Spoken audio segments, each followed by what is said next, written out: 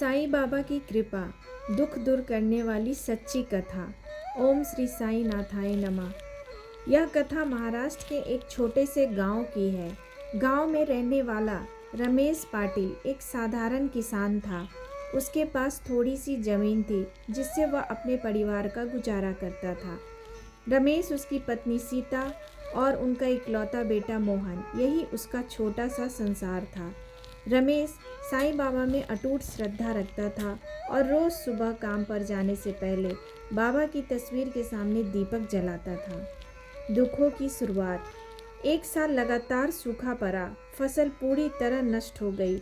ऊपर से मोहन अचानक गंभीर रूप से बीमार पड़ गया। डॉक्टरों ने कहा कि इलाज में बहुत पैसा लगेगा। रमेश के पास न पैसे थे न कोई सहारा।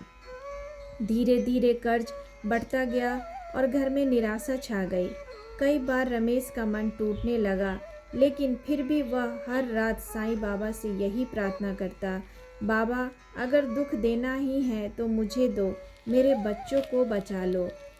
विश्वास की परीक्षा। एक दिन गांव के कुछ लोग शिरडी जाने की तैयारी कर रहे थे। रमेश का मन भी बहुत था, लेकिन जेब में पैसे नहीं थे। उस रात साईं बाबा की तस्वीर के सामने बैठकर रोते हुए कहा, बाबा, मैं शिरडी आ नहीं सकता, लेकिन मेरा मन आपके चरणों में है। उसी रात उसने सपना देखा कि एक फ़कीर रूप में बाबा उससे कह रहे हैं, सब्र रखो, सब ठीक होगा। बाबा की लीला। अगले दिन सुबह एक अनजान व्यक्ति रमेश के घर आया। उसने बताया कि वह एक सामाजिक संस्था से है और गांव में बीमार बच्चों के इलाज में मदद कर रहा है। उसने मोहन का इलाज शहर के अच्छे अस्पताल में मुफ्त करवाने की व्यवस्था कर दी। कुछ ही हफ्तों में मोहन की हालत सुधरने लगी। इस बीच सरकार की एक योजना के तहत रमेश का पुराना कर्ज भी माफ़ हो गया और सूखे के कारण उसे मुआवजा मिला। कुछ महीनों बाद उसे ज़मीन पर अगली फसल बहुत अच्छी हुई।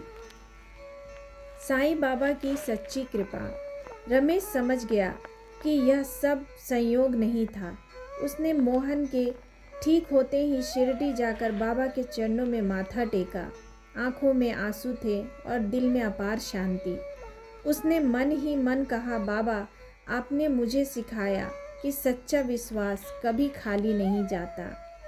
आज रमेश जहाँ भी जाता है, लोगों से यही कहता है, दुख आए तो घबराओ मत, साईं बाबा पर भरोसा रखो। सब्र और श्रद्धा के साथ मांगी गई दुआ जरूर पूरी होती है। यह कथा हमें सिखाती है कि साईं बाबा की कृपा सच्चे मन से पुकारने वालों के सारे दुख हर लेती है। सबका मालिक एक। बोलो ओम साईं राम।